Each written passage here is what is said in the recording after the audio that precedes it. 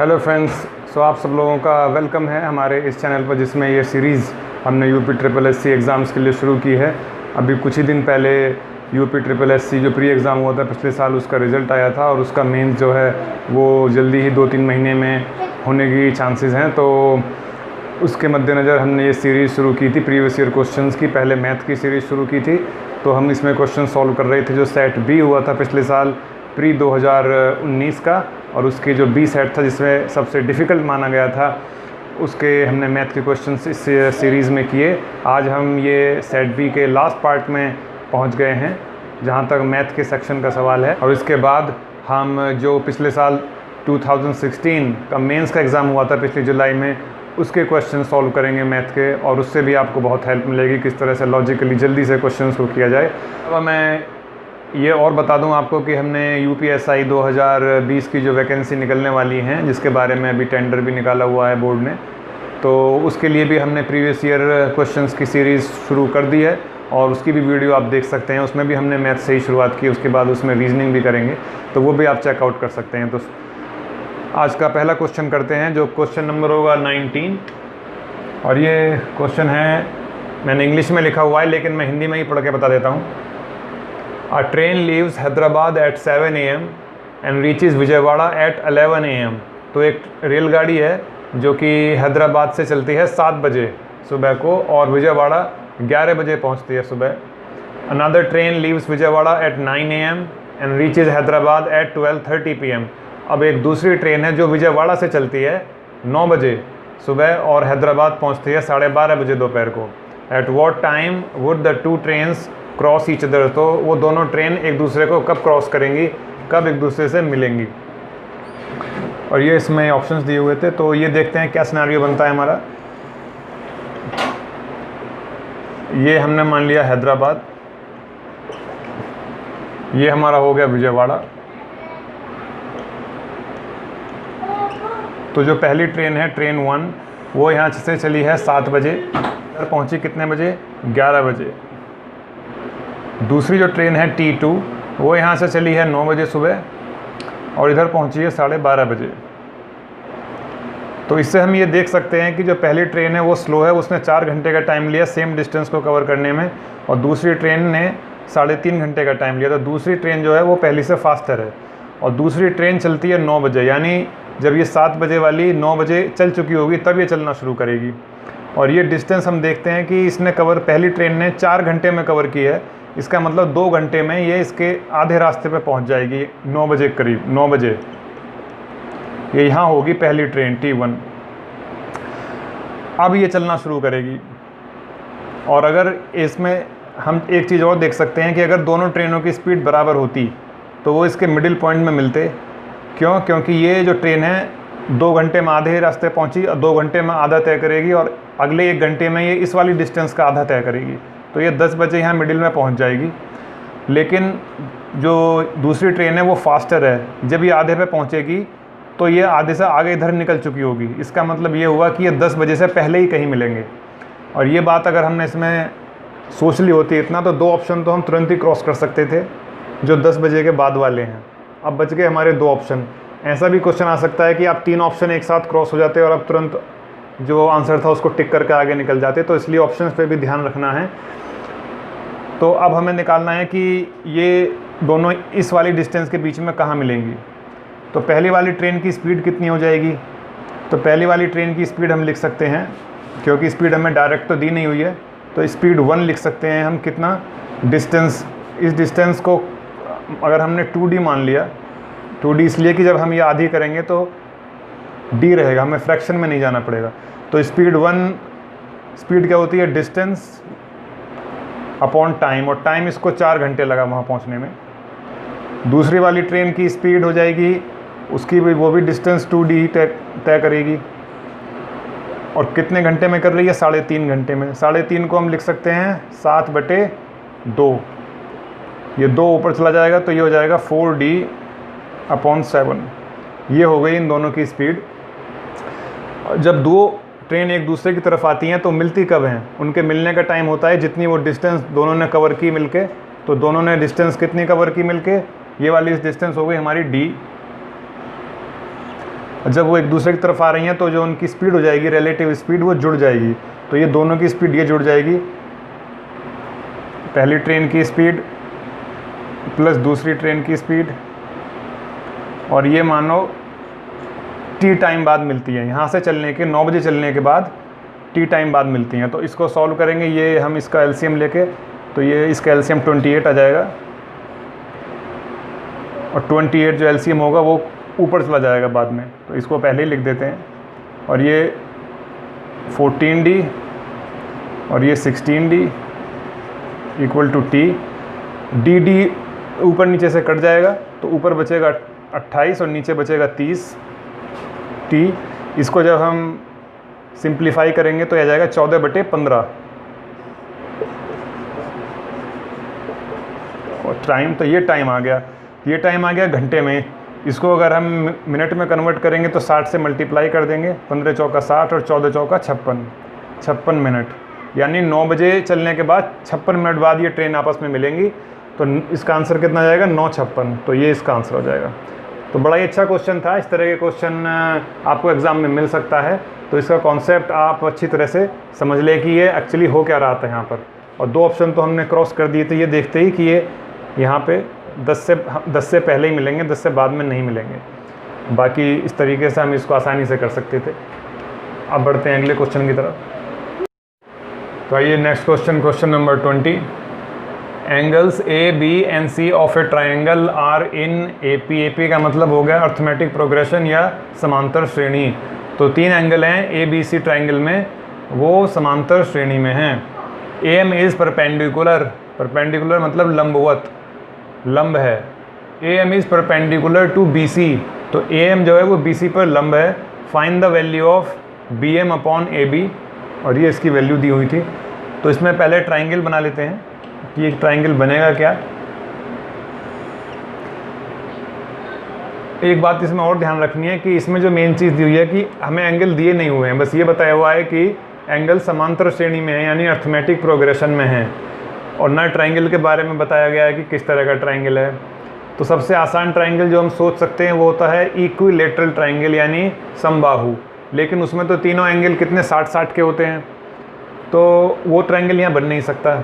दूसरे नंबर पे आसान सबसे ट्राइंगल हमारे लिए होता है राइट ट्राइंगल। तो राइट ट्राइंगल का मतलब हो गया समकोण त्रिभुज। तो राइट ट्राइंगल में क्या AP बन सकती है 3 एंगल में। तो सबसे जो सभी ट्राइंगल सबको पता होता है राइट ट्राइंगल में, वो होता है 30-60-90 वाला। और 30-60-90 को देखा जाए तो वो समांतर श्रेणी में भी हैं, तो वही ट्राइंगल हम बनाएंगे।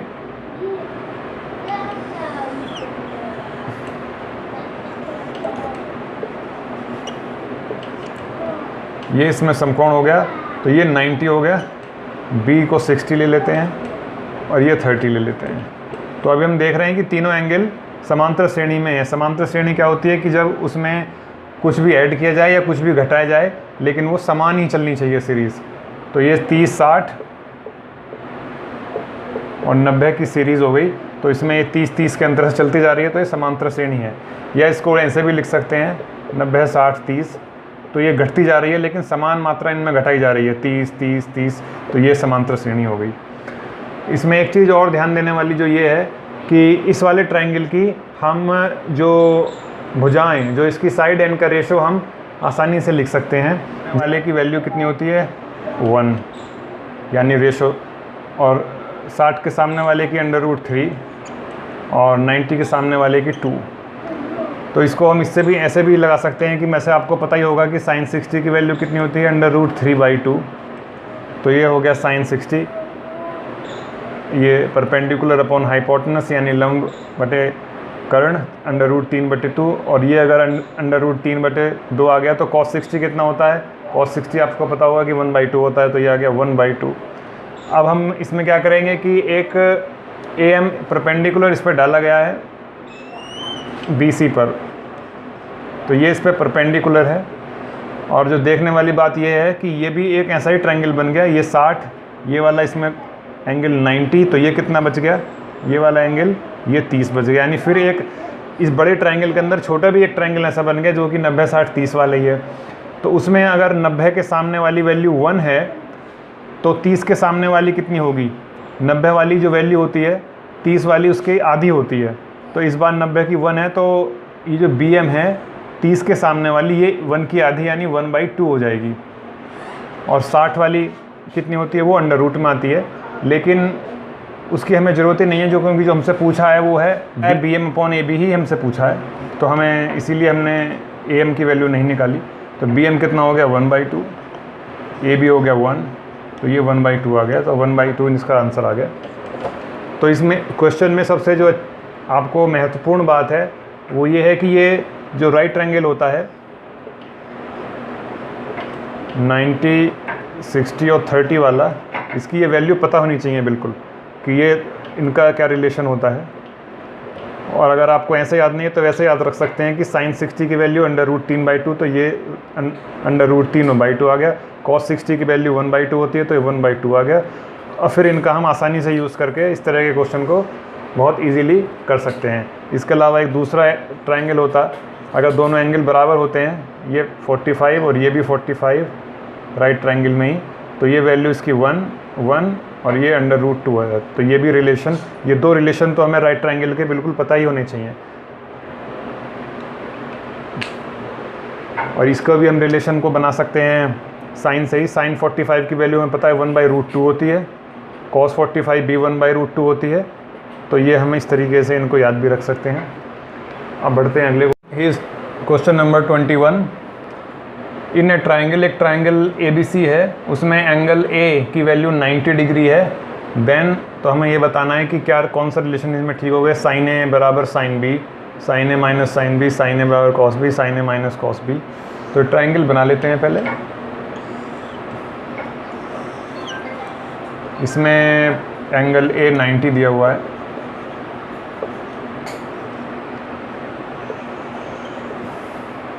और पूछा क्या है कि sin A की वैल्यू इनमें किसके बराबर होगी। तो अगर हम देखें इसमें कि ये sin A अगर 90 है तो B और C ये दोनों मिला के भी आपस में 90 होंगे, क्योंकि तीनों एंगल का सम होना चाहिए 180 डिग्री। तो sin A की वैल्यू, sin A 90 है तो sin 90 की वैल्यू हो गई 1। तो इन दोनों एंगलों की अलग से अगर हम देखें कि sin A बराबर sin B नहीं हो सकता, क्योंकि sin B की कुछ भी वैल्यू हो वो 90 तो होगी नहीं, क्योंकि एक एंगल जो ट्रायंगल में वो 0 तो हो नहीं सकता। तो sin B की वैल्यू sin A के बराबर नहीं हो सकती, तो माइनस में भी नहीं हो सकती। फिर cos B, क्या कोई cos B और sin A की वैल्यू बराबर नहीं हो सकती, क्योंकि A और B sin और cos B तभी बराबर हो सकते हैं जब इन दोनों की वैल्यू या तो 45 हो, 45 पे बराबर होते हैं, जो कि है नहीं, sin 90 है, तो इसको एंगल के या तो इसको 0 मानना पड़ेगा तब बराबर होगी, cos 0 1 होता है, लेकिन कोई भी एंगल ट्रायंगल में 0 हो नहीं सकता, तो ये भी गलत है। और ये भी गलत है, ये माइनस में। तो ये इसमें लगता है क्वेश्चन में कुछ गलती रह गई है, तो इस क्वेश्चन में ये निश्चित रूप से सबको मार्क्स मिले होंगे, क्वेश्चन ही गलत लग रहा है। आइए आगे बढ़ते हैं।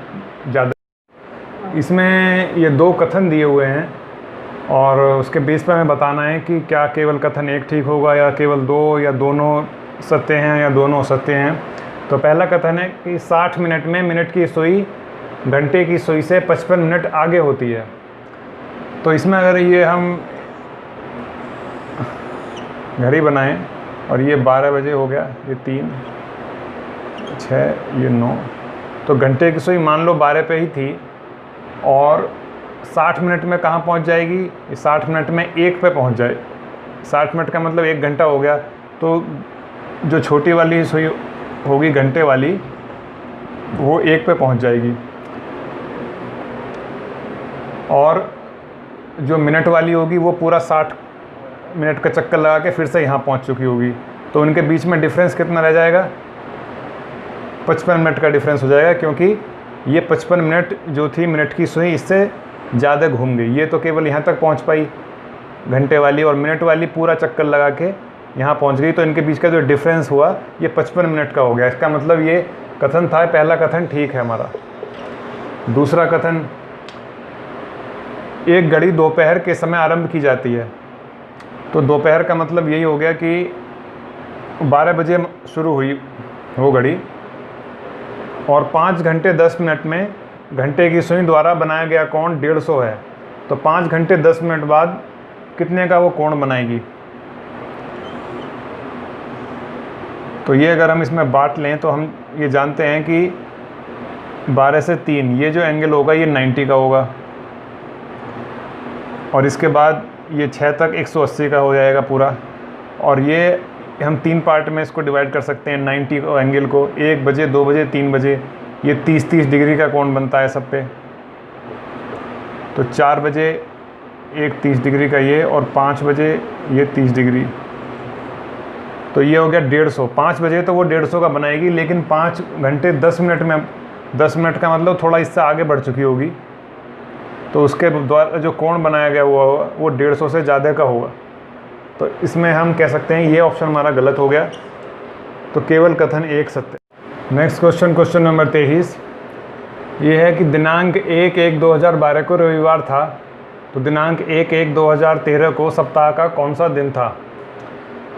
ये ऑप्शन दिए हुए हैं। तो इसमें केवल यही ध्यान रखना था कि जब भी कोई नया कैलेंडर ईयर शुरू होता है तो 1 जनवरी यानी उस साल का जो पहला दिन होता है, अगर अगले साल की हम बात करें तो अगले साल उससे नेक्स्ट दिन आता है। इसका अगर रविवार था तो 2013 में सोमवार होगा। लेकिन ये भी हमें ध्यान रखना है कि ईयर जो दिया हुआ है वो कहीं जो है लीप ईयर तो नहीं है जिसमें एक दिन एक्स्ट्रा होता है। तो अगर हम इसको देखें तो ये लीप ईयर ही है, क्योंकि ये 4 से डिवाइड हो रहा है। इसका मतलब ये हुआ कि इसमें एक दिन एक्स्ट्रा था।